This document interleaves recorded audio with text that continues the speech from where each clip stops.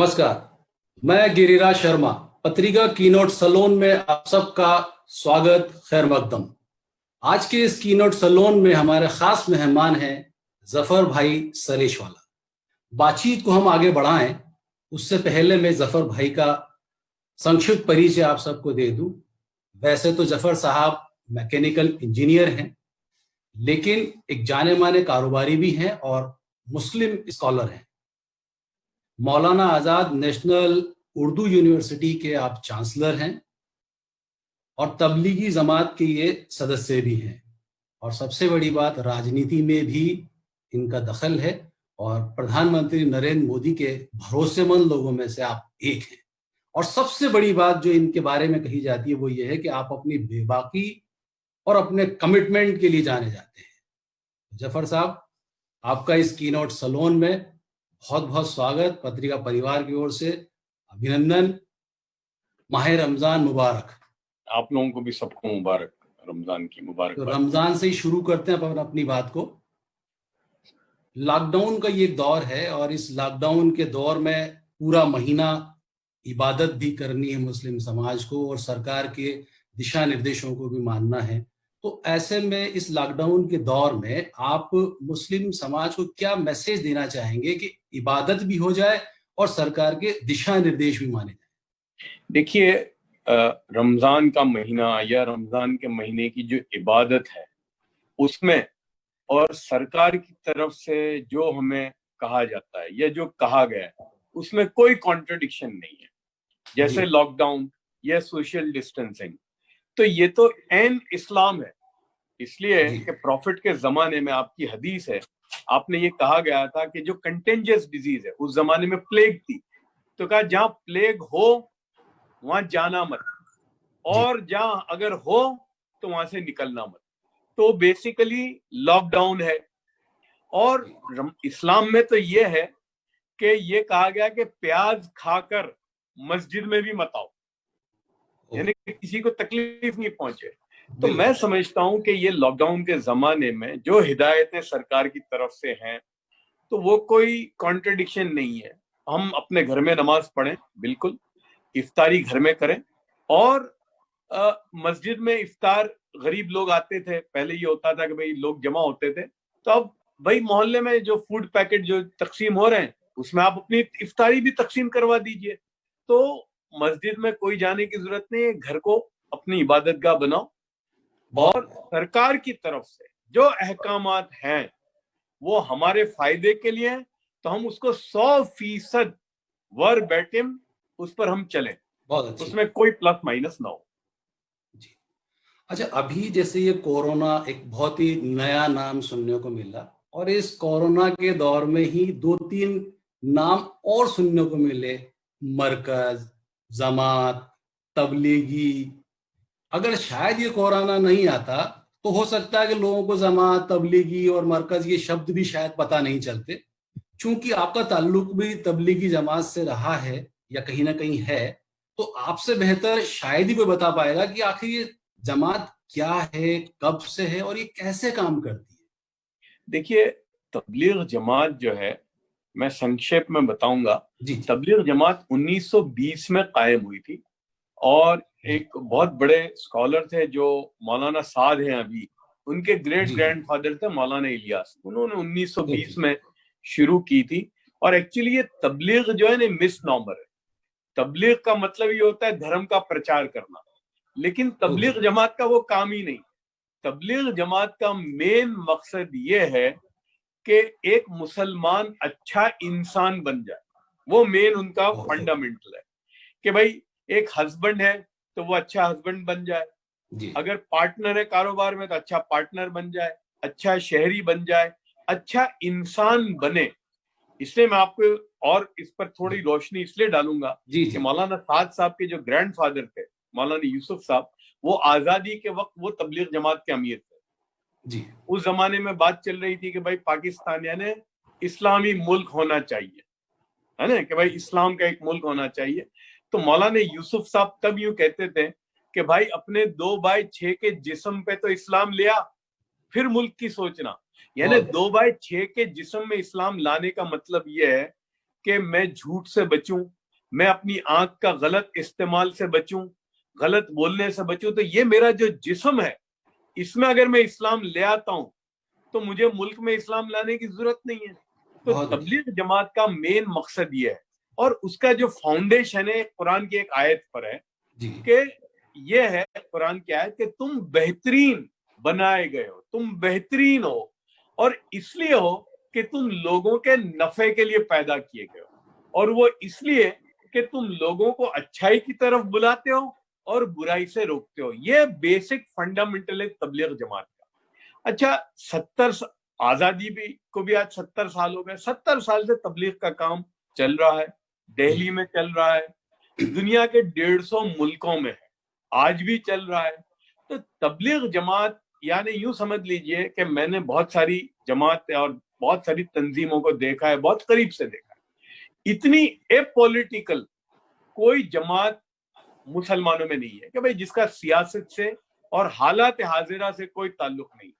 वो कहते हैं भाई तुम अच्छे इंसान बन जाओ, अगर अच्छे इंसान हो तो अच्छे डॉक्टर बनोगे, अच्छे डॉक्टर हो तो अच्छे मरीजों का इलाज करोगे, अच्छे मतलब खाली पड़ोसी होगे। तो मतलब खालिस तबलीग जमात, दीन ईमान की बात करने वाले लोग बस हैं। तबलीग जमात का, और इसीलिए हमारी, और मैं कहना चाहूंगा कि जी हमारी जो एजेंसीज हैं जितनी भी इस मुल्क की, हमारी रॉ है या आईबी है, मुल्कों में CIA है, FBI है, MI5 है, MI6 है, फ्रेंच एजेंसीज हैं, हर एक की निगाह में तबलीग जमात जो है वो बेजर जमात है। हमारे मिनिस्ट्री ऑफ होम अफेयर्स में उनका 70 साल का रिकॉर्ड है। जी हमेशा हमारी सरकार, और हमारी ये सरकार पहले की भी और अभी की भी सरकार, हमेशा ये समझती है कि भाई तबलीग जमात के जो लोग हैं ये अच्छे लोग हैं, अच्छा काम करते हैं, ये अच्छा काम करते हैं। अभी ये गलती हो गई, यानी जो अभी जो आ गई ये फोकस में, तो ये मौलाना साद साहब की गलती है। इसलिए कि हम लोगों ने भी, मैंने खुद और हमारे बहुत सारे और लोगों ने, जबकि अब बरसरे आम हुआ नहीं था ये कोरोना का, लेकिन मार्च के फर्स्ट वीक में या मेरे ख्याल से फरवरी के आखिर में ये उनको कहा था, एक फ्रेंडली एडवाइस दी थी कि भाई आपका सारा काम जो है उसमें लोग आते हैं, लोग जमा होते हैं, 365 दिन उनकी एक एक्सरसाइज होती है। कभी भाई साउथ ईस्ट एशिया के आए, कभी कनाडा के लोग आए, कभी तमिलनाडु के, गुजरात, यानी वो आते जाते रहते हैं, और एनी गिवन टाइम उनके वहां 2,500-3 हजार लोग होते हैं। जी तो हमने ये कहा था कि देखिए हालात जो हैं चल रहे हैं, और जो खबरें आ रही हैं उससे ये है कि भाई अभी आप जो है अपने सारे प्रोग्राम मौकूफ कर दें। वो उस वक्त उनको समझ में नहीं आई। लेकिन मैं यहाँ एक और बात कहूंगा कि तबलीग जमात अभी पिछले 5 साल से 2 ग्रुप है, एक मौलाना साद साहब का ग्रुप है और एक मौलाना इब्राहिम देवला और मोहम्मद लाट है, वो 5 साल से अपना अलग करते हैं। आज 60% वो ग्रुप के पास है। उनको भी ये हमने बात कही थी, उनका भी प्रोग्राम 15 से 20 मार्च को होने वाला था, जिसमें 3-4 हजार लोग आने वाले थे। जी तो उन्होंने 6 मार्च को अपनी शूरा, जो उनकी एग्जीक्यूटिव कमेटी को बुलाकर जी ये डिसीजन लिया कि भाई सारे प्रोग्राम अब जब तक हम नई कोई हिदायत नहीं था मौकूफ कर देते हैं। तो उन्होंने अपने प्रोग्राम मौकूफ कर दिए। मौलाना साहब से ये गलती हो गई कि इन्होंने किया, और बड़ी गलती ये हुई कि इनके यहाँ ये प्रोग्राम जो था तमिलनाडु का जो बीना बनी, उसके पहले 10 और 15 मार्च के बीच में इनके यहाँ साउथ ईस्ट एशिया के लोगों का प्रोग्राम था, तो जिसमें मलेशिया, इंडोनेशिया, थाईलैंड, वियतनाम के लोग आए थे। तो इसीलिए हमें मालूम था कि ये होने वाला है, और वहां ऑलरेडी ये हो चुका था। तो हमने कहा कि अभी आप इसको रोक दें, वहां से भी कोई ना आए। लेकिन खैर वो आ गए थे लोग।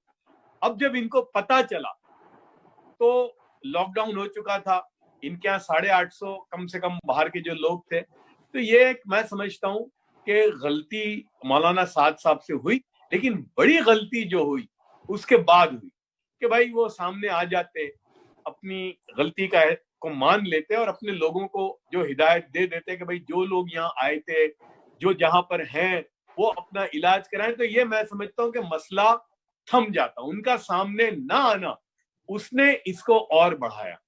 मैं देखिए, मैं अपने दर्शकों को एक ये चीज बता दूं कि मैंने शुरू में एक बात कही थी कि जफर साहब अपनी बेबाकी और अपने कमिटमेंट के लिए जाने जाते हैं, और जफर साहब ने बहुत साफ गोई के साथ ये कहा है कि मौलाना साद से गलती हुई है।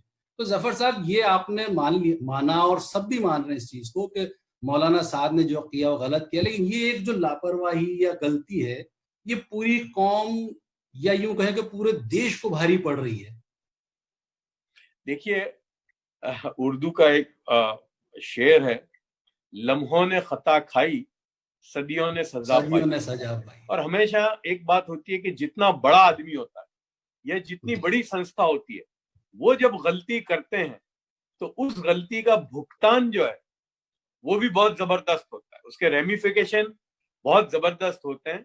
तो ये गलती, और मैंने कहा ना, बड़ी गलती बाद में हुई कि मौलाना अगर सामने आ जाते और लोगों को बता देते कि भाई जो जो जाए, तो ये मेरे ख्याल से वहीं, या वो 28 या 29 तारीख को भाई दिल्ली के प्रशासन को कहते देखो ये लोग हैं, इतने लोग हैं, ये फलां मुल्क के हैं, अब आप इसी को क्वारंटाइन बना दो। और आप इनका मैं यही रोक रहा हूं आपको, तो जब आपको ये सारी चीज लग रही है, तो फिर आप मौलाना साद साहब से ये अपील क्यों नहीं करते कि भाई वो सामने आए, आप उनसे मांग करें कि भाई आप सामने आइए और जो तमाम कानूनी पहलू हैं उनको निपटाइए, आप ऐसी मांग क्यों नहीं करते?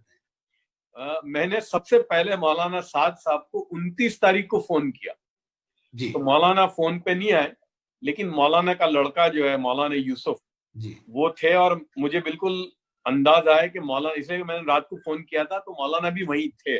और मैंने एग्जैक्टली जो अभी आपको कहा, यही बात मैंने मौलाना यूसुफ को कही कि ठीक है ये गलती हो गई, चलिए हम उसको, इज्तिहादी गलती बड़े बड़ों से हो जाती है, लेकिन अब मौलाना का सामने ना आना, यानी मौलाना को हेड ऑन आना चाहिए। भाई पुलिस क्या करती है, मैंने ये कहा, देखिए पुलिस क्या करती है या क्या, वो इश्यू नहीं है मेरे लिए, लीगल इलीगल की बात नहीं है। अब चूंकि आप अमीर हैं बिल्कुल, और आपके पीछे लाखों लोग चल रहे हैं, exactly. तो अब मौलाना का सामने आना बेहद जरूरी है और मौलाना को डायरेक्शन देने का वक्त है। इसलिए कि जो अमीर होता है ना, जो लीडर होता है, जिंदगी में एक आध बार मौका आता है लीडरशिप का रोल अदा करने का। exactly. तो मैंने कहा ये वो वक्त है मौलाना के लिए कि मौलाना को अब सामने आना।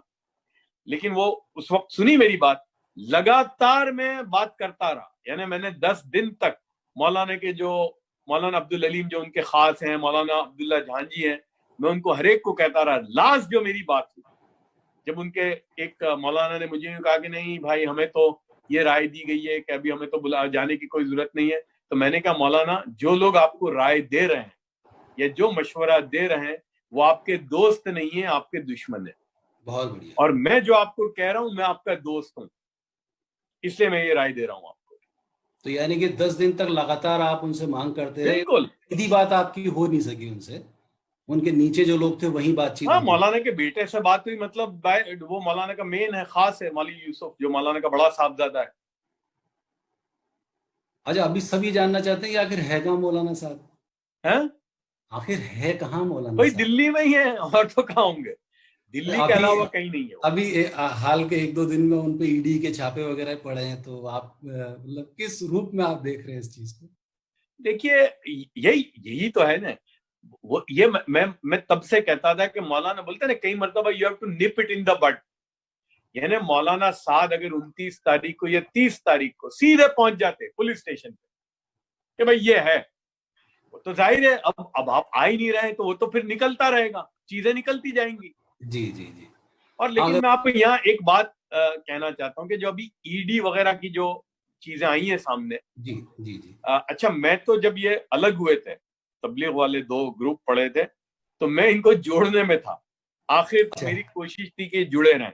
जी जी लेकिन उस वक्त जो दूसरा जो ग्रुप था वो यूं कहते थे आपको पता नहीं है, बहुत सारी चीजें आपको नहीं मालूम, और वो उन्होंने बताई भी नहीं, मैं समझता था। लेकिन अब जो ईडी की और जो चीजें सामने आ रही हैं, और अब मैंने जो देखे, जो खुतूत, जो खत 2015 में मौलाना इब्राहिम देवला ने, मौलाना अहमद लाठ ने, फारूक भाई जो जो बड़े तबलीगी थे, उन्होंने जो बातें 2015 में रेज की थी, तो मुझे लगता है कि वो सब चीजें अब सामने आ रही हैं। ये सारी बातें उन्होंने रेज की थी। और मैं आपको एक बात बताना चाहता हूं कि देखिए, तबलीग जमात के 100 साल की तारीख में कोई अमीर ऐसा नहीं आया कि जिस पर उंगली भी उठी हो। ये काम ऐसा है कि अगर किसी शख्स पे उंगली उठी सिर्फ, तो उसको दरबदर कर दिया गया। क्योंकि अच्छा। तबलीग का काम जो है ना वो it is about ultimate parity. आपने ओके। सफेद कपड़े पहने हैं, एक छोटा धब्बा भी बिल्कुल बर्दाश्त नहीं है। तो तबलीग की 100 साल की तारीख में, और मैंने अपने 40 साल में जो तबलीग से मेरा जो ताल्लुक रहा है, जी जी। मैंने देखा है कि स्लाइट उंगली उठी बड़े बड़े लोगों पर, उनको तबलीग से वो दूर हो गए। क्योंकि यहाँ आदमी कौन आता है? जो दुनिया से हारा हुआ, सब चीजों से हारा हुआ यहाँ आता है।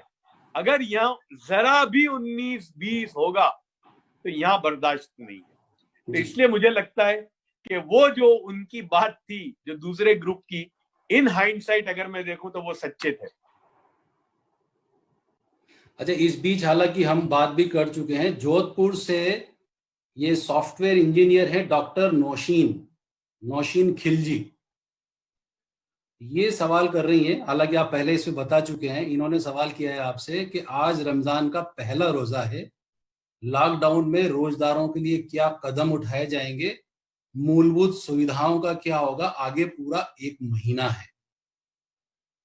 देखिए, मैं उनसे एक बात ये कहना चाहूंगा कि रमजान जो है और रोजा, ये भूखा और प्यासा रहने का नाम नहीं है। ये रमजान का महीना जो है गम ख्वारी का महीना है, सैक्रिफाइस का महीना है, सेक्रीफाइस। सैक्रिफाइस का महीना है।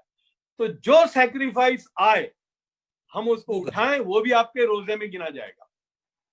बहुत बढ़िया। चलिए, ये तो चीज अपनी जमात और इसके बारे में बात हुई, और ये आपने माना भी कि ये गलती हुई और इस गलती का खामियाजा पूरी कौम को उठाना पड़ा। लेकिन इन सब के बीच आम जो मुसलमान है, उसमें एक ये धारणा बनती जा रही है कि सरकार हो या उससे जुड़े सियासी दल हो, उनके निशाने पर मुस्लिम समाज ही है। कितना आप इस बात से कितना इत्तेफाक रखते हैं? देखिए, ये जो तबलीग जमात का जो एपिसोड हुआ है, और आप तो मीडिया के लोग हैं, आप मुझे बताइए कि ये इश्यू जो है तबलीग जमात का प्लेटर में दिया है।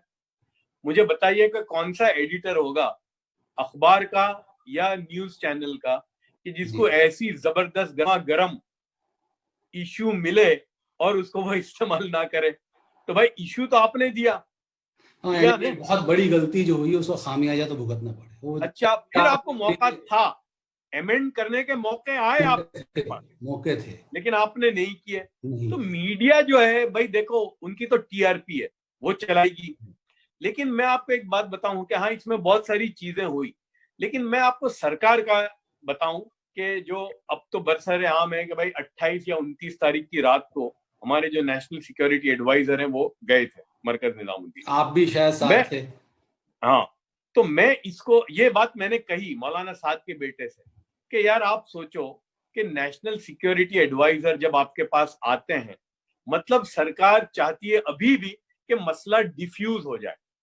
जी। वो सरकार वरना क्यों आते भाई? एनएसए बिल्कुल। किसके पास गए हैं? यानी आपके मकाम को तबलीग जमात की एक जो फैलावे को देखकर उन्होंने, और चूंकि तबलीग जमात के बारे में जो व्यू है सरकार का, उसको देखते हुए वो आए आपके पास। तो कम से कम आप उनकी तो कदर कीजिए। जी जी जी। तो मैं समझता हूं कि देखिए, सरकार जो है वो कभी भी नहीं चाहेगी कि इस तरह का मामला तूल पकड़े। लेकिन हाँ, हुआ ये कि भाई फिर जो ट्विटर हैंडलों से जो मुसलमानों के खिलाफ और वो जो सारा चला, और फिर अरब वर्ल्ड में जो हुआ हमारे सामने है कि अरब दुनिया में इतने वारदात, हिंदुस्तान में खतरनाक किस्म के राइट हुए, लोगों ने उसको जेनोसाइड और प्रोग्राम तक कहा, एनआरसी का किस्सा हुआ, सीए का मामला हुआ, लेकिन अरब वर्ल्ड जो है वो खामोश रही। इसलिए कि इसमें मोदी साहब का भी बड़ा रोल है। उन्होंने 6 साल में हिंदुस्तान की जो छवि को बनाया, लेकिन ये कुछ लोगों ने जो ट्विटर और इसके जरिए जो सारा जो कम्युनल वायरस को जो फैलाया, तो उसका ये हुआ कि जो अरब दुनिया खामोश थी अब तक, उन्होंने बोलना शुरू किया। तो हमारी सरकार बहुत जल्दी समझ गई, और प्राइम मिनिस्टर साहब का जो ट्वीट आया कि भाई ये वायरस जो है ये कोई देखता नहीं है, और हम लोग आपस में भाई हैं, हम लोग एक हैं, एक खानदान के हैं।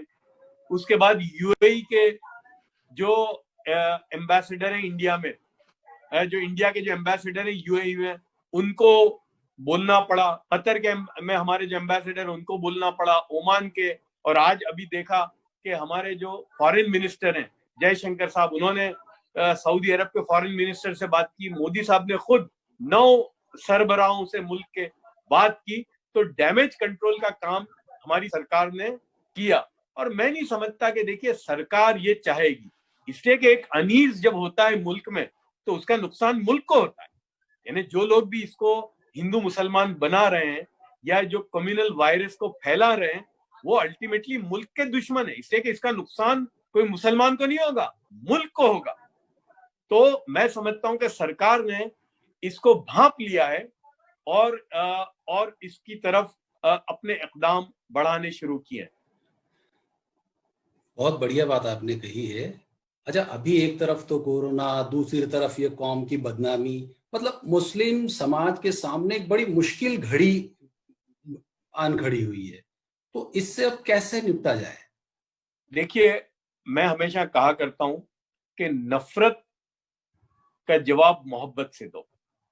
आपकी मोहब्बत जो है ना, वो नफरत को खत्म कर देती है। आप देखो, बरसों की नफरत होती है दो खानदानों में, पड़ोसियों में, और एक की तरफ से मोहब्बत का इकदाम होता है, बरसों की नफरत खत्म हो जाती है कि नहीं होती? तो बिल्कुल। मैं मुसलमानों को ये कहूंगा कि प्रॉफिट की जो हदीस है उस पर अमल करें। प्रॉफिट ने ये कहा, तुम उनसे जोड़ो जो तुमसे तोड़ें, और तुम उनके साथ अच्छाई का मामला करो जो तुम्हारे साथ बुराई का मामला बुराई करें। करते हैं। तो मुसलमानों को मैं ये हिदायत दूंगा कि देखिए, कुछ तो ना समझिए, इसलिए कि कुछ बेचारे जो लोग हैं आपके साथ जो बर्ताव करते हैं, उनको मालूम नहीं है, वो मीडिया या उसमें आ गए। तुम उनके साथ अच्छाई का मामला करो। और ये मैंने तजुर्बा किया है 2002 के बाद गुजरात में। जी। जिन लोगों ने हमारी दुकान जलाई थी, हमारी ऑफिसें जलाई थी, हमने जब भाई हो गया सब, मामला खत्म हो गया, राइट खत्म हो गए, सब रोजमर्रा की जिंदगी शुरू हो गई, तो हमने मोहब्बत का मामला उनके साथ शुरू किया। तो वो समझ में ही नहीं आ रहा था कि यार ये क्या हो। तो मैं समझता हूं कि नफरत का बेहतरीन इलाज जो है वो है मोहब्बत। यानी नफरत को मोहब्बत से ही खत्म किया जा सके। अच्छा जफर साहब, अभी रमजान का महीना भी शुरू हुआ है और इस्लाम के 5 स्तंभ हैं, जितना मुझे जानकारी है, उनमें से एक ज़कात भी है। और इस महीने में ज़कात का काफी महत्व है। और अभी चूंकि लॉकडाउन भी है, न कोई आ सकता है न कोई जा सकता है, तो मतलब ज़कात कैसे अदा की जाएगी या कैसे ली जाएगी? क्या डिजिटल पेमेंट भी हो सकता है इसमें? डिजिटल भी ज़कात अदा की जा सकती है? हाँ, देखिए, जकात जकात का और मैं एक बात और बताना चाहता हूं कि इस्लाम में चैरिटी का बहुत ही महत्व है, बहुत। ये जो है जकात, ये तो कंपलसरी है, एक कंपल्शन में है। और बिल्कुल, और जकात का ये है कि जकात देने वाला खुद जाए, तलाश करे बस्तियों में जो गरीब हैं, कौन है, उनको तलाश करके जाकर दे उनको। और बिल्कुल डिजिटल से आप दे सकते हैं, हाथों में जाके दे सकते हैं, बस्तियों में दे सकते हैं। और मैं ये समझता हूं, लार्जर एक बात कहता हूं, जी जी। कि अगर मुसलमान सही मानों में हिंदुस्तान में अगर अपनी जकात निकाले, तो मैं ये कह सकता हूं कि मुल्क में कोई गरीब नहीं रहेगा। जकात असल में पूरी निकलती नहीं है। तो मैं ये कहूंगा कि भाई देखो, लॉकडाउन का जमाना है और ये हालात हैं बहुत सारे। आज यानी हम अपने दस्तरखान पे या अपने टेबल पर जब इफ्तारी कर रहे होंगे तो हमारी 2-3 किस्म की वानगियां होंगी, लेकिन उस वक्त हम सोचें कि करोड़ों हिंदुस्तानी ऐसे होंगे जो एक सूखी रोटी को तरस रहे होंगे, तो हम उनका ख्याल करें। और ये मेन मकसद है रमजान का। तो हम जकात, सदका, खैरात, जितने किस्म की चैरिटी है, इसको बढ़ाएं। इसलिए कि मैंने एक बात, मेरे वालिद मुझे हमेशा कहा करते थे कि मियाँ, जिंदगी में कोई खिलाकर गरीब नहीं हुआ है, खाकर गरीब हुए हैं लोग, लेकिन खिलाकर आज तक दुनिया में कोई गरीब नहीं हुआ। देकर कोई गरीब नहीं हुआ, लेकर हुआ है गरीब, देकर नहीं हुआ है। तो हम देने वाला और खिलाने वाला जो दीन है वो दुनिया में हम फैलाएं। मतलब डिजिटल से ये पॉसिबल है। अच्छा, ये भी हो सकता है कि अभी ज़कात का हिस्सा निकाल कर रख दिया जाए और जब लॉकडाउन टूटे तब उसके बाद जहां भी आपको जाना हो वहां जाके आप कर सकते हैं? बिल्कुल, तब भी कर सकते हैं। अभी आप साइड में कर दें भाई। जैसा आज मुझे किसी ने पूछा, कोई कुछ लोग चलाते हैं भाई फूड खाने को तकसीम करते हैं। तो मैंने कहा भाई देखो मैं आप यहाँ, तो उन्होंने कहा आप कितने देंगे, फिर हम ले लेंगे आपसे आकर। तो ये भी हम कर सकते हैं कि भाई हम प्लेज कर दें कि भाई इतने हम पहुंचाएंगे फलां जगह पर या फलां को इतने हम पहुंचाएंगे, और जब हालात ठीक हो तो जाकर खुद पहुंचा दे, या डिजिटल या जिस तरीके से। लेकिन असल है देना, देना असल है। अच्छा, अभी बातचीत के बीच में एक इलेक्ट्रॉनिक मीडिया का भी जिक्र आया था, तो उसी से मैं ये जानना चाह रहा था कि अभी वो तमाम चीजें तो हैं कि कौम भुगत रही है तमाम बातों को, लेकिन मुस्लिम समाज ये भी मानता है कि जो सो कॉल्ड मौलाना हैं जो टीवी डिबेट्स में दिखते हैं और अक्सर वो पता नहीं क्या क्या उनकी बयानबाजियां होती रहती हैं, तो आम मुसलमान का ये मानना है कि इनकी वजह से भी कौम को नुकसान हो रहा है। बिल्कुल, ये कैरिकेचर आप मीडिया वालों ने बना दिया है। 3 इंच की टोपी, 6 इंच की दाढ़ी, बड़े भाई का कुर्ता और छोटे भाई का पजामा, यानी इस्लाम को सिमट कर इस पे रख दिया ये लिबास पर। और वो बेचारे, और मैं उनके बारे में ज्यादा, लेकिन मैं जानता हूं अक्सर लोगों को, वो बेचारे ना मौलाना है ना उनको मजहब मालूम है, वो एक अच्छा एक कैरिकेचर है, मीडिया वालों को चाहिए। तो रोकेगा कौन? ये अब समाज में ये जो आवाजें निकली हैं अभी, तो मेरे ख्याल से अच्छा मैं तो कहता हूँ कितने मौलाना हूँ जिनको मैं जानता हूँ, भाई क्यों जाते हो आप, खामखा आप जाते हो। आपका जिस तरह से गद बनती है वहां पर, वो मीडिया वो चैनल वालों को चाहिए आप जैसे 2-4, और अब तो वो हर उनको मिल गए, ऐसे पंडित भी मिल गए उनको कि जो भगवा डाल के और बड़ा टीला लगा के। तो ये मजहब की जो दुकान है ना, ये बड़ी खतरनाक होती है। मजहब के नाम पे जब दुकान चलती है तो वो बड़ी खतरनाक होती है। अच्छा, इस बीच में मतलब मेरी कई लोगों से बात हुई थी, तो उनका सबका ये कहना था कि साहब ये कोरोना का दौर है, इस दौर में तो है ही है, लेकिन पिछले कुछ सालों में जो देश का मीडिया है, और देश के मीडिया में भी खासतौर से इलेक्ट्रॉनिक मीडिया, मुसलमानों के खिलाफ एक तरह का कैंपेन छेड़े हुए है कि ये लोग सीरियस नहीं है, देश के प्रति वफादार नहीं है, मतलब इस तरह की एक कैंपेनिंग इलेक्ट्रॉनिक मीडिया में चल रही है। तो आप इस आम धारणा से, एक आम मुसलमान की धारणा, इससे आप कितना इत्तेफाक रखते हैं, और मीडिया को आप क्या कहना चाहेंगे, खासतौर से इलेक्ट्रॉनिक मीडिया? लेकिन मीडिया का तो ऐसा है कि उनका सब मामला टीआरपी पे चलता है उनका, इसलिए मैं मीडिया को कुछ कहना है इसलिए नहीं चाहता, लेकिन मैं मुसलमान समाज को कहना चाहता हूँ। देखिए, प्रॉफिट ने एक चीज बताई कि जो बेहतरीन इबादत है वो ये है कि रात को सोते वक्त, जिसको कहा गया मुहासिबा, यानी रात को सोने से पहले आदमी तन्हाई में हिसाब करे कि आज दिन भर मैंने कौन से अच्छे काम किए और कौन से गलत काम किए। तो मुसलमान जो है अपना, बोलते हैं ना, ये कोर्स करेक्शन, मैं समझता हूं कि ये कोरोना के जमाने में जो हुआ है, ये ऊपर वाले ने इनको एक कोर्स करेक्शन का वक्त दिया है। तो मुसलमान को संजीदगी सब सोचने की जरूरत है, इसलिए कि देखिए, मैं अगर मुहासिबा, और बहुत रूथलेसली करना पड़ेगा मुझे जी। आदमी दुनिया को गलत बोल सकता है, लेकिन मेरा दिल जो है मुझे कभी गलत बात नहीं कहेगा। तो मैं अपनी जिंदगी में हिसाब लगाऊं कि भाई मुझसे क्या गलती हुई, कहां कहां हुई, तो ये वक्त है उसको ठीक करने का। तो अगर मैं मेरी गलती को सुधार दूं, अभी मीडिया को छोड़ दीजिए जी, ये इसमें 50% गलती मेरी है जी, यानी जब तक कि मैं ये नहीं मानूंगा कि मेरी कोई गलती ही नहीं है, तो मैं सुधारने का मुझे मौका ही नहीं मिलेगा। तो मैं समझता हूं कि जो मेरे एंड पे जो ठीक करने की चीजें हैं, मैं उसको करना शुरू कर दूं। भाई मेरे कैरेक्टर बिल्डिंग की बात है, उसको मैं कहां तक ले जा सकता हूं, मेरा एजुकेशन का लेवल। देखिए, आज मुस्लिम समाज को आप ले लीजिए, हम कहते हैं कि यार हमको नौकरी नहीं मिलती, ये नहीं मिलती। हमने जब हिसाब लगाया तो मुसलमानों में जो ग्रेजुएशन जो है लेवल, वो 8% है, 8% है सिर्फ। अब आप मुझे बताइए कि जो कौम 8% ग्रेजुएट हो, वो कौन से जॉब मार्केट में आ सकती है? तो मैं समझता हूं कि मीडिया, और इसको तो अभी हम रख दें साइड पर, और हम अपना हिसाब लगाएं कि मेरे से कहां कहां गलतियां हुई हैं और मैं आज से उनको ठीक करने का क्या कर सकता हूं। ये आपने बहुत अच्छी बात कही, ये करेक्शन का मौका दिया है कुदरत ने, अपनी गलतियों से सीखें, ये आपने बहुत अच्छी बात कही। अच्छा, इस बीच मुझे मैसेज मिल रहे हैं कि आप चूंकि पॉलिटिक्स में भी इन्वॉल्व हैं, तो कुछ सवाल आपसे पॉलिटिक्स से भी रिलेटेड कर लिए जाए। तो माना यह जाता है कि आप मोदी सरकार का एक मुस्लिम चेहरा है, और आप कभी मोदी विरोधी हुआ करते थे और आज मोदी के आज आप बड़े समर्थक हैं। तो ये विरोध और समर्थन, इसका मतलब आधार क्या है? देखिए, पहली बात तो मैं मोदी सरकार का कोई मुस्लिम फेस नहीं हूं, इसलिए कि मैं सरकार में हूं नहीं, ना मैं लोग उनकी मानते हैं ऐसा, मैं नहीं कह रहा, लोग मानते हैं। लोग मानते हैं। बहरहाल देखिए, हमने तो मोदी साहब के साथ लड़ाई लड़ी थी जबरदस्त, हम उनको इंटरनेशनल कोर्ट ऑफ जस्टिस में लेकर गए थे। जी मोदी साहब के जो अमेरिका का वीजा जो रिजेक्ट हुआ था, वो मेरी पिटीशन पे हुआ था। जी हाँ। मैंने कॉलिन पॉवेल को हैंड डिलीवर्ड पिटीशन दी थी, जिसमें मोदी साहब का वीजा रिजेक्ट हुआ था बाद में।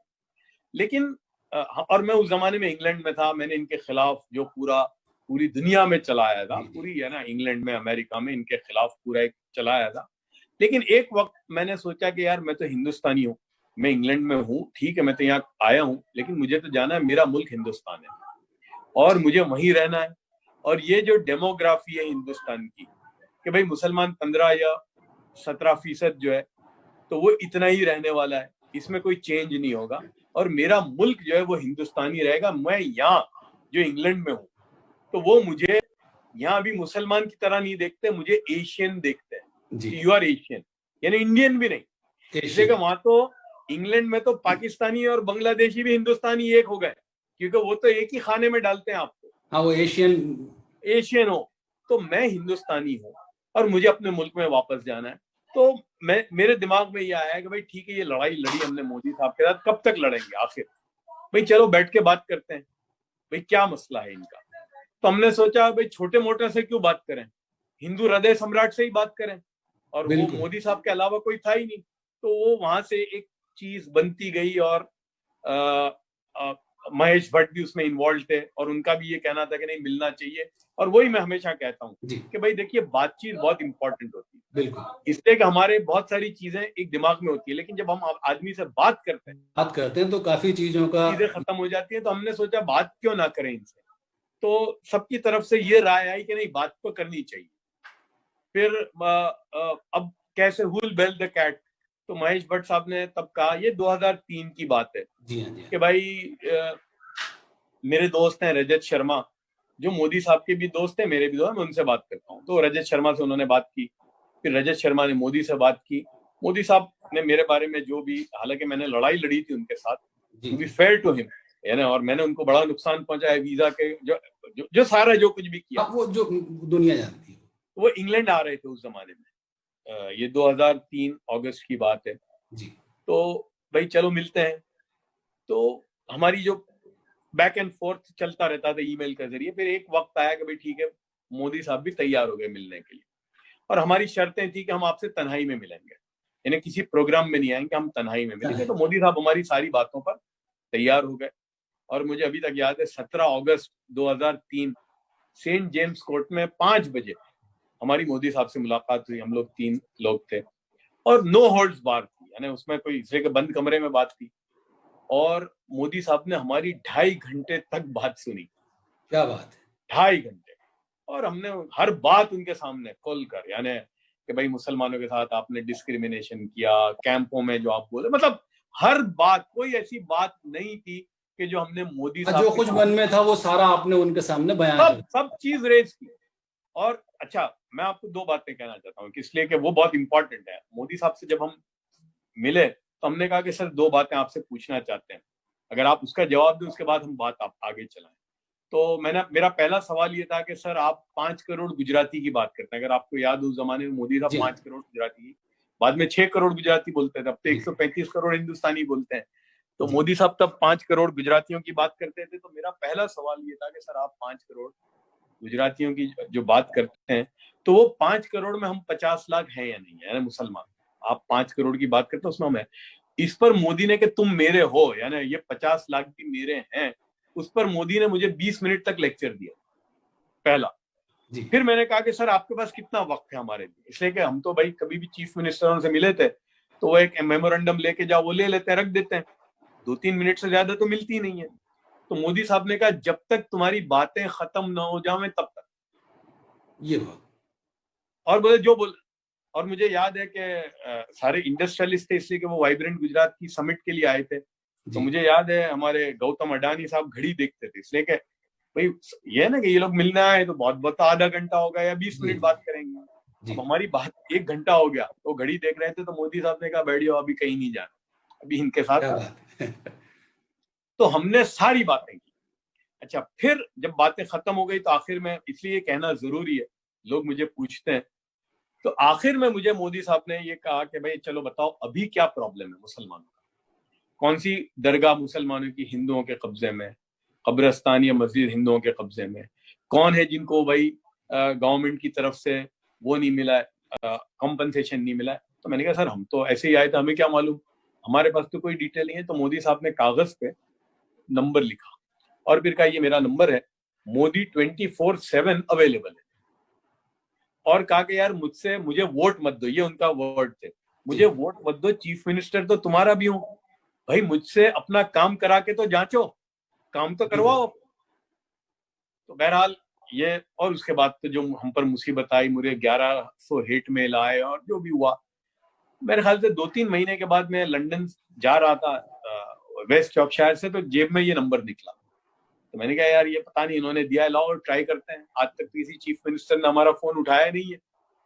तो मैंने ऐसे ही गाड़ी में से ही फोन किया नंबर पे, तो उनके दफ्तर में फोन उठाया, तो मैंने कहा कौन है क्या है, तो मैंने कहा भाई मैं ये जफर सरेश वाला बोल रहा हूँ। तो उन्होंने मेरी डिटेल ली और फिर कहा ठीक है बात।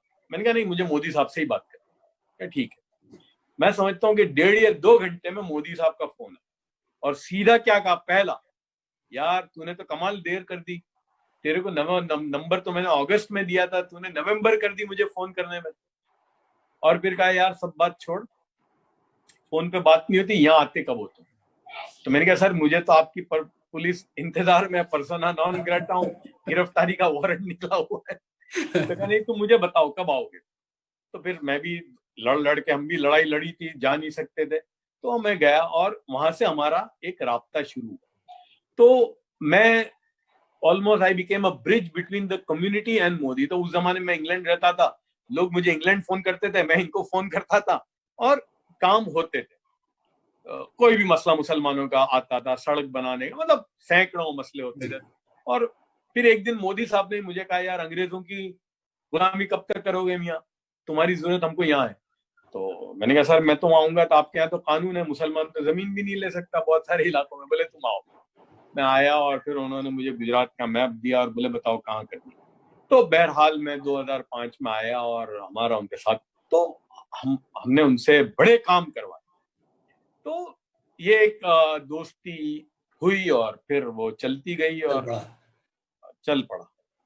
अच्छा, एक सवाल गुजरात से रिलेटेड ये है कि जब अहमदाबाद में अमेरिका के राष्ट्रपति डोनाल्ड ट्रंप का एक नमस्ते ट्रंप कार्यक्रम का आयोजन हुआ था, तो उस वक्त कांग्रेस के जो लीडर हैं राहुल गांधी, उन्होंने एक बात कही थी और ट्वीट भी किया था कि चाइना से जो लोग आ रहे हैं उनकी जांच होना चाहिए। तो उस वक्त क्या है कि उनकी बात को सीरियसली नहीं लिया गया, सिर्फ इसलिए कि ये बात एक किसी कांग्रेस के नेता ने कही थी। नहीं देखिए, मोदी साहब ऐसा नहीं है, लेकिन वो उन गवर्नमेंट का आइडिया ही नहीं था उस जमाने, इसलिए कि गवर्नमेंट, और ये इसीलिए जो तबलीग जमात के जो लोग आए, ये तो आए मार्च में, ये मार्च की 10-12 तारीख को आए, तो तब इतना सीरियसनेस नहीं थी दुनिया में।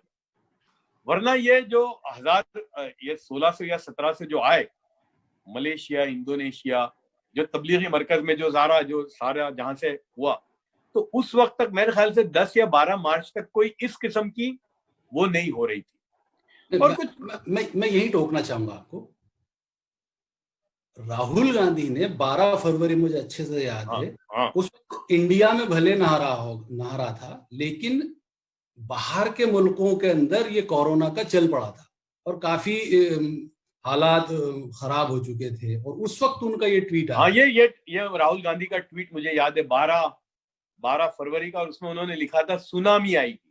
जी हाँ। तो अब ऐसा होता है नहीं कि भाई सरकार में, मैंने देखा है कि हम भी मोदी साहब को 10 चीजें बोलते थे, जरूरी नहीं, उनका भी एक अपना सिस्टम होता है, या वो उस वक्त, लेकिन बाद में जब जब इनको समझ में आई तो इन्होंने जो लॉकडाउन और जो सारा जो बाद में किया, तो आई थिंक ये एक, लेकिन अब ये है पहले किया होता, ये बहुत इसमें बहुत डिफिकल्ट है। तब हमने कर दिया होता, ये होता जैसे मौलाना साद साहब का, वो नहीं होता। यानी आप बहुत डिफिकल्ट है उसको मेजर करना। चलिए अपन सवाल बदलते हैं। अपन इस अहमदाबाद में जहां पर ये नमस्ते ट्रंप कार्यक्रम हुआ था उस मोटेरा स्टेडियम के आसपास, अभी अगर हम देखें वहां के हालात, तो सबसे ज्यादा कोरोना प्रभावित उसी इलाके में मिल रहे हैं। अहमदाबाद हो चुकी थी। अब ये या तो इंटेलिजेंस फेलियर है या सरकार ने सीरियसली नहीं लिया। और जब ट्रंप चले गए हिंदुस्तान से अमेरिका, जब वो लौट गए, उसके बाद फिर ये कहा गया कि हाँ साहब कोरोना आ गया है। नहीं, इसलिए देखिए, क्योंकि गुजरात में चाइनीज कंपनीज बहुत हैं, गुजरात में जी, जापानीज कंपनीज हैं, बहुत पहले से हैं, इसलिए इवैक्यूएशन भी हुआ है, जापानीज और चाइनीज का हुआ है यहाँ से जी। तो ये हाँ कह सकते हैं कि कहीं ना कहीं एक चूक हुई होगी ये, बिल्कुल। इसलिए कि चाइनीज, मुझे याद है कि चाइना का बड़ा इन्वेस्टमेंट है गुजरात में, और उनकी पोर्ट ऑफ एंट्री जो है वो अहमदाबाद ही है, इसलिए कि हालोल में बहुत बड़ी गाड़ी की फैक्ट्री है, जीप बनती है चाइना की, और उसके अलावा अहमदाबाद के आसपास में भी चाइनीज जापानीज इनका बड़ा इन्वेस्टमेंट है।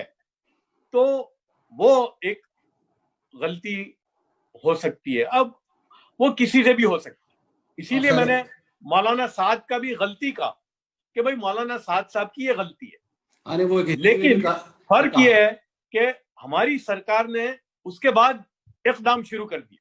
हाँ, वो हिंदी में भी ये कहावत है कि बीती ताही बिसार दे आगे की सुध ले, यानी जो बीत गया सो बीत गया, अब आगे को संभालते हैं। इसीलिए मैंने मौलाना साद साहब को ये कहा था कि भाई जो गलती हो गई छोड़ दीजिए, भाई वो छोड़ दीजिए, अब जो है आप 1 2 3 ये कदम उठाइए।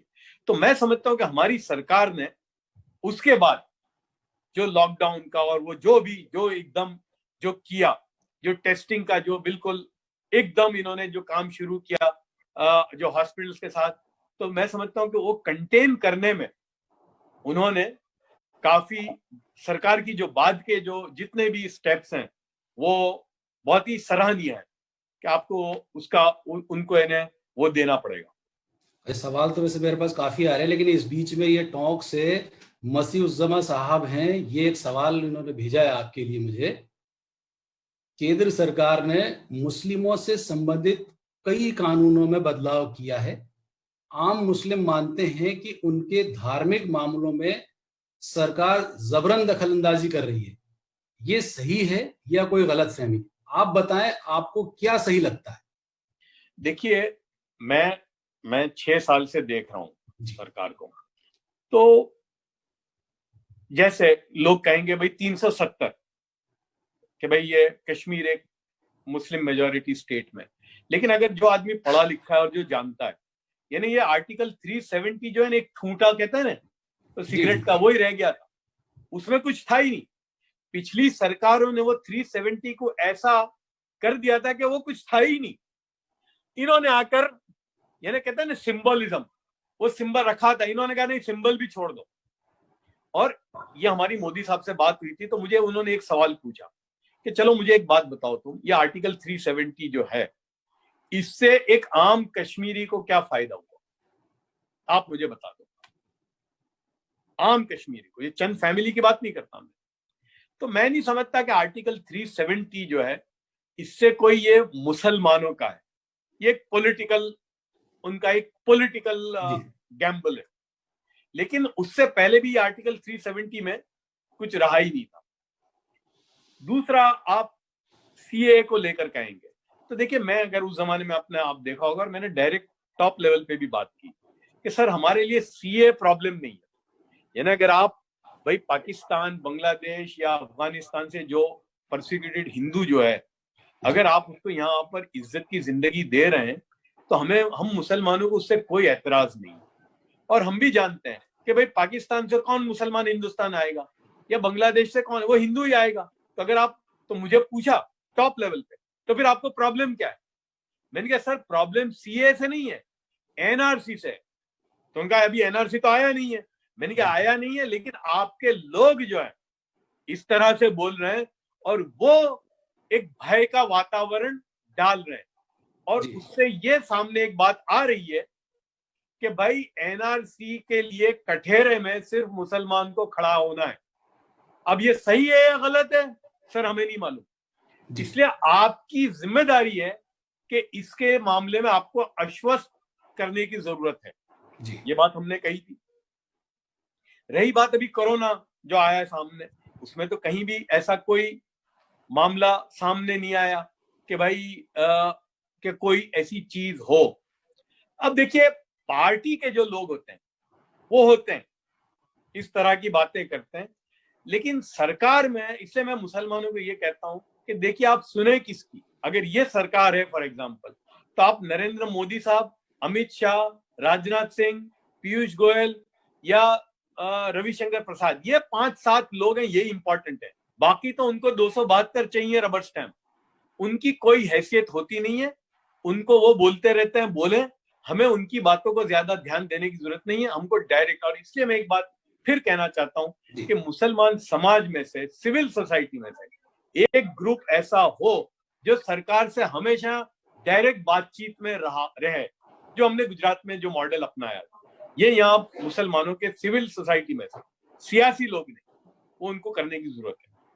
तो क्या दिल्ली में भी ऐसा कोई ग्रुप बनाया जा रहा है? बनना, देखिए है या नहीं है, लेकिन बनना चाहिए।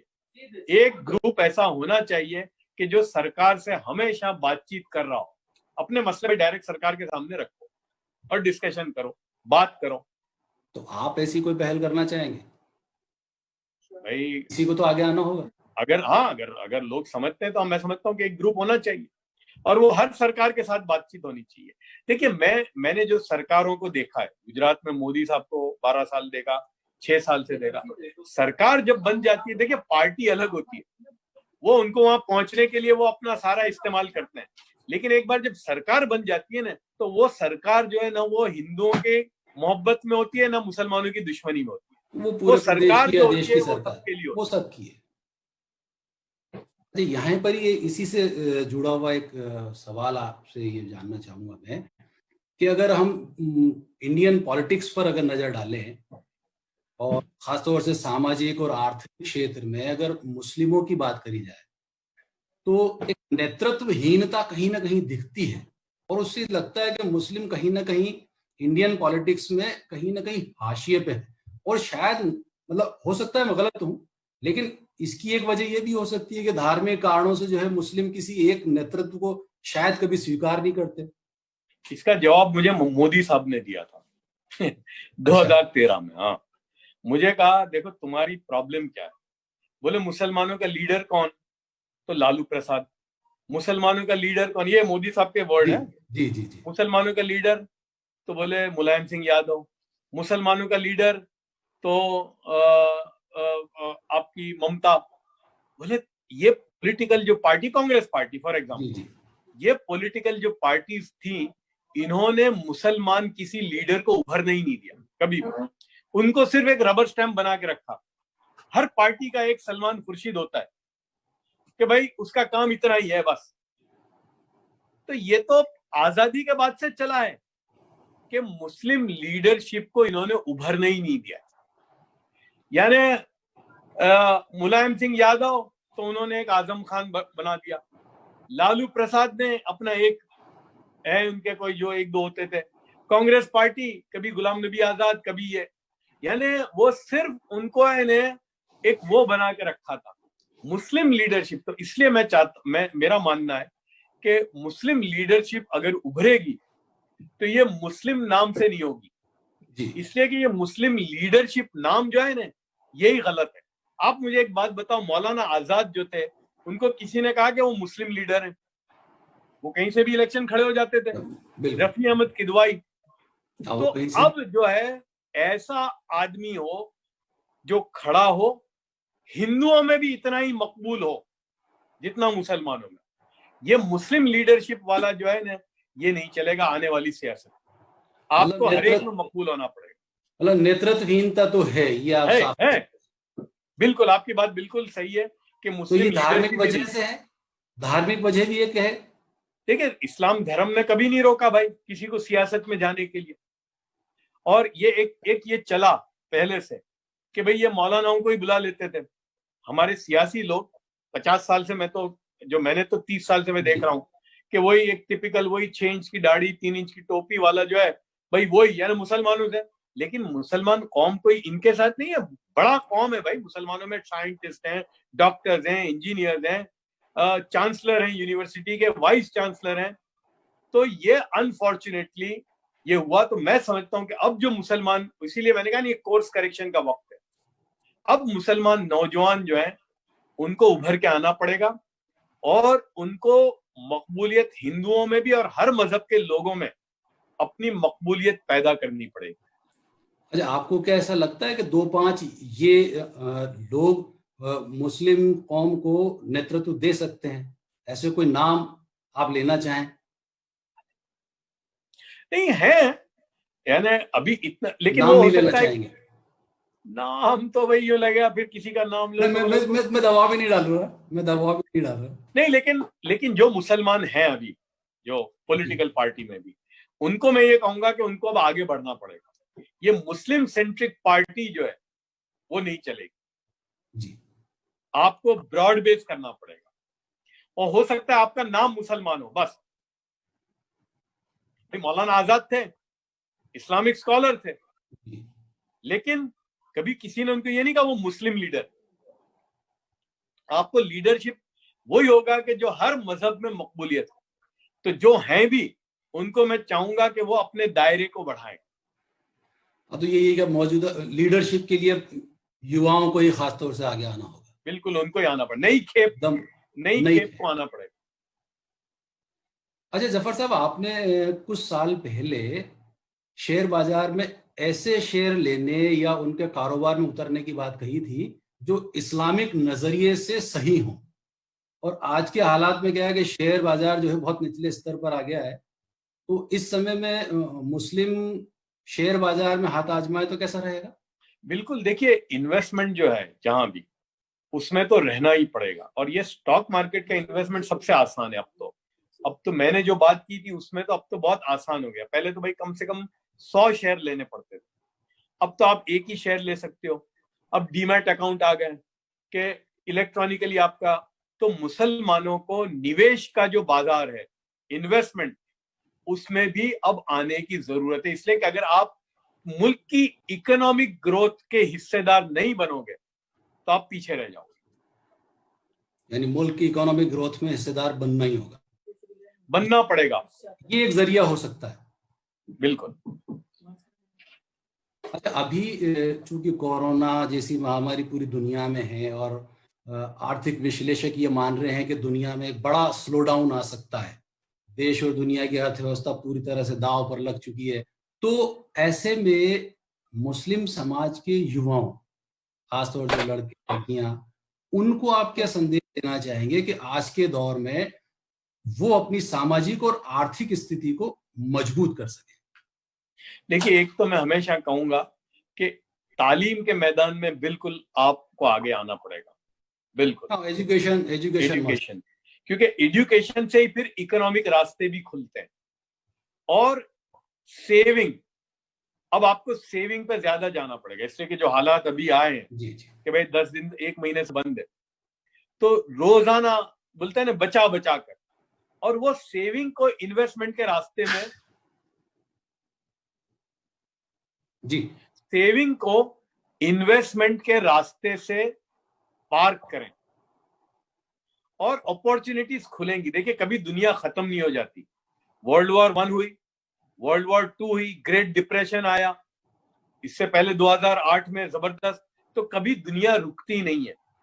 अगर एक रास्ता बंद होता है तो 10 खुलते हैं, अपॉर्चुनिटीज खुलेंगी। इसलिए कि ये जो कोरोना का जो मामला है, मुझे लगता है कि हिंदुस्तान के लिए कई अपॉर्चुनिटीज खुलेंगी। जी इसलिए कि अब वेस्ट जो है चाइना की तरफ जो था अपना, वो चाइना से हटकर हिंदुस्तान की तरफ इन्वेस्टमेंट में आएगा। इसलिए कि हमारे पास एक इंफ्रास्ट्रक्चर तो है ही इन्वेस्टमेंट का। तो मैं समझता हूं कि कहां से अपॉर्चुनिटी खुलेंगी अंदाजा लगाना मुश्किल है, लेकिन अपॉर्चुनिटीज आएंगी। लेकिन अपॉर्चुनिटी में कौन आएगा भाई? जो पढ़ा लिखा होगा, जो पढ़ा लिखा होगा, जो तैयार होगा। बिल्कुल। तो इसलिए आपको पढ़ाई के अंदर और जो स्किल है, एक तो स्किल जो है वो, और हमारे यहाँ मुल्क में ये प्रॉब्लम ही है कि हमारे यहाँ स्किल, हमारा जो लेबर जो है ना वो भी अनस्किल्ड है। तो आपको कोई ऐसा स्किल पकड़कर उसमें नंबर 1 बनना पड़ेगा। अच्छा, चलते चलते चूंकि वक्त का तकाजा है, 2-3 सवाल और ले लेता हूं मैं।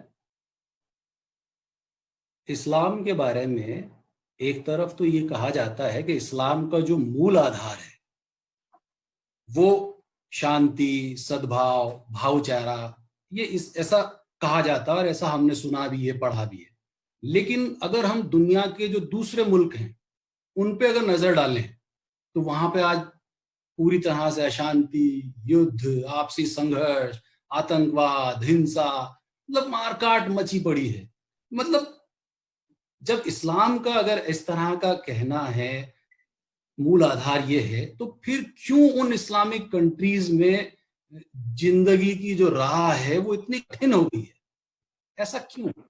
देखिए, ये जो मामला है, ये ज्यादातर जो बहुत सारे इस्लामी मुल्कों में नहीं है। ये एक खित्ता जो है, इराक, ईरान, इराक, सीरिया और ये जॉर्डन के साथ जो लगा हुआ है, जी जी जी, वहां है। और ये कई सालों से है और उसमें ताकतें हैं, जो वेस्टर्न पावर है उनका भी इंटरेस्ट है। जैसा अफगानिस्तान में उनका एक इंटरेस्ट था वहां पर, तो वो अपने इंटरेस्ट को बढ़ावा देने के लिए वो इस किस्म की चीजों को पैदा करते हैं। इसलिए आईसिस, अब आप देखिए कि ये आईसिस कहां से आया, कैसे आया, किसी को मालूम ही नहीं है। आईसिस जो है ये वेस्टर्न पावर का क्रिएशन है। इसलिए कि अफगानिस्तान में जिहादी कहां से आए भाई? जब ये अमेरिका को लड़ाई लड़नी थी रशिया के सामने, तो इनको मुफ्त में फुट सोल्जर चाहिए थे। तो उस जमाने में इन्होंने ये मदरसों में जिहाद का, और जो कभी हमने तो सुना ही नहीं था, ये एक कंसेप्ट को लाए क्योंकि मुफ्त के फुट सोल्जर उनको मिल रहे थे। तो इसलिए ये सजागता पैदा करना, ये भी मुस्लिम समाज की जिम्मेदारी जी, कि भाई ऐसा कैसे है कि आपके यहाँ लोग आकर इस तरह का काम करते हैं। तो इसलिए ये मुस्लिम समाज को बहुत सजाग रहने की जरूरत है और इस्लाम का जो असल मकसद है उसको ज्यादा फैलाने की जरूरत है। अच्छा, एक आखिरी सवाल जी, अभी इस कोरोना से जंग में या कोरोना से निपटने के लिए जो केंद्र सरकार की जो परफॉर्मेंस है उस पर आप क्या कहना चाहेंगे? क्या केंद्र की? केंद्र सरकार अभी जो इस कोरोना जैसी महामारी से निपटने जो सब कर रही है, तमाम कोशिशें जो है, उस पर मतलब उनकी क्या परफॉर्मेंस है अभी, उस पर आप कोई टिप्पणी करना चाहेंगे? भाई देखिए, मेरा मानना यह है कि सरकार की तरफ से जो चीजें आए हमें उसको बिल्कुल मानना चाहिए। इसलिए कि देखिए, सरकार जो है बैठी है ऊपर इन वेंटेज पोजीशन पे, उनको जो दिख रहा है वो हमको नहीं दिख रहा, उनके सामने सारी चीजें हैं। और मैं नहीं समझता कि कोई सरकार ऐसा कोई काम करेगी कि जो लोगों को तकलीफ, कभी करेगी नहीं। सरकार कोशिश करेगी कि भाई लोगों की तकलीफ राहत में कैसे बदल जाए। हो सकता है कि उसमें कोई उनके इक़दाम में कोई गलती हो सकती है। तो मैं समझता हूं कि मैं इसलिए कहता हूं कि भाई सरकार हमें जो हिदायत दे, लॉकडाउन को लेकर, सोशल डिस्टेंसिंग को लेकर, या जिस चीज में भी, भाई अपनी टेस्टिंग के मामले में भी, तो हमें उसको पूरी तरह से मानना चाहिए। अगर आपको एक आम नागरिक की हैसियत से अगर ये पूछा जाए कि आप केंद्र को 10 में से अगर नंबर देना हो तो कितना देंगे? मैं 8 तो दूंगा, 8 नंबर। 8 नंबर इन्होंने, हाँ। अच्छा, अब मैं ये नहीं पूछूंगा कि 2 कहाँ चले गए। नहीं, वो थोड़ी दो, इसलिए कि वो गलती जो शुरू, अच्छा और जल्दी शुरू कर दिया होता। अच्छा, अपना वक्त का तकाजा है, चलते चलते मैं आपसे गुजारिश करूंगा कि अगर कोई चीज आप कहना चाहते हैं, सोसाइटी को कोई मैसेज आप देना चाहते हैं, तो प्लीज आप 2 मिनट का टाइम आपके पास है, आप अपना मैसेज दे सकते हैं। देखिए, मेरा सबसे पहले मैसेज जो है कि अभी जो सरकार की तरफ से, प्रशासन की तरफ से जो हिदायतें आती हैं, हम उनको पूरी तरह से माने। अपनी अकल ना चलाएं, इसलिए कि देखिए वो अकलमंद लोग हैं, ऊपर बैठे हैं, उनको दिखता है, उनको कल दिख रहा है, उनको वो चीजें नजर आती हैं जो हमारे सामने नहीं है। तो हम उनको सपोर्ट करें इसमें, एक सरकार का पूरा, दूसरा प्रशासन में भाई जो कोरोना वॉरियर्स जिसको हम कहते हैं, कि भाई जो डॉक्टर हैं, जो नर्सेज हैं, पुलिस है, हो सकता है कभी क्या है कि उनके ऊपर इतना प्रेशर होता है ना, हम लोगों की भी जिसको हमारी जुबान में हम कहते हैं छटक जाती है, यानी एकदम पैमाना छलक जाता है। तो हो सकता है कि भाई डॉक्टरों से, उनसे, नर्सों से, तो हम उनको उस पर्सपेक्टिव में लें और उनके साथ अच्छा व्यवहार करें, इसलिए कि ये सब जो लोग हैं ये आपकी फलाह और महबूदी के लिए, आपको नफा पहुंचाने के लिए, तो आप उनके साथ नरमी का मामला करें, उनके साथ शुक्रगुजारी का मामला करें और सरकार के हर इकदाम में हम उनको सपोर्ट करें। और एक जो बात है कि जो वक्त है अभी, बहुत सारे लोग जो है गरीबी की उसमें आ गए हैं, यानी जिनके बारे में हम सोच नहीं सकते थे।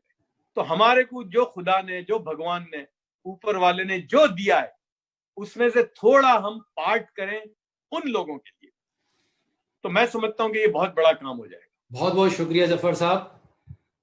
दर्शकों से मैं कहना चाहूंगा कि अभी आप सुन रहे थे जफर भाई सरेशवाला को, जिन्होंने जमात, जकात, कोरोना, कम्युनलिज्म, इन पर बहुत बेबाकी के साथ अपनी राय रखी।